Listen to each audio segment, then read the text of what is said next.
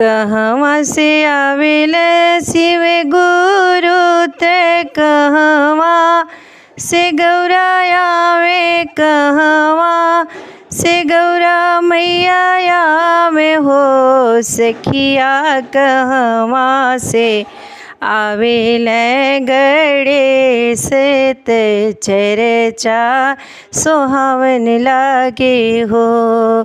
सखिया कहवा से आवेल गणेश ते चर्चा सुहावन लागे हो। देव घर से आवेल शिव गुरु ते संघवा में गौरा मैया, संघवा में गौरा मैया हो। सखिया गोदिया में आवेल गणेश ते चर्चा सुहावन लागे हो। सखिया गोदिया में आवेल गणेश ते चर्चा सुहावन लागे हो। कहवा बैठैबे शिव गुरु ते कहवा में गौरा मैया, कहवा में गौरा मैया हो। सखिया कहवा बैठैबो गणेश ते चर्चा सुहावन लागे हो। सखिया कहवा बैठैबो गणेश ते चर्चा सुहावन लागे हो।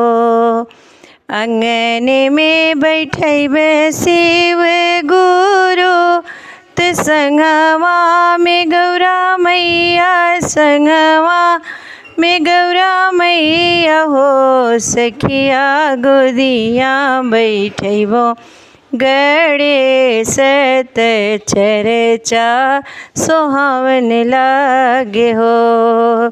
सखिया गोदिया बैठैबो गणेश ते चर्चा सुहावन लागे हो। कथी के पखारब चरण शिव गुरु, कथी के से गौरा मैया, केथी से गौरा मैया हो। सखिया केथी से पखारब चरण गणेश ते चर्चा सुहावन लागे हो। सखिया केथी से पखारब चरणवा गणेश ते चर्चा सुहावन लागे हो। गंगा जल पखारब चरण शिव गुरु ते गंगे जलवा गौरा मैया, गंगे जलवा गौरा मैया हो। सखिया गंगे जल पखारब चरणवा गणेश ते चर्चा सुहावन लागे हो।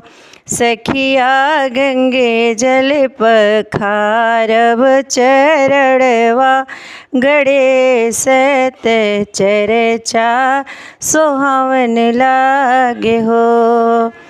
कहवा से आवेल शिव गुरु ते कहवा से गौरा मैया, कहवा से गौरा मैया हो। सखिया कहवा से आवेल गणेश ते चर्चा सुहावन लागे हो।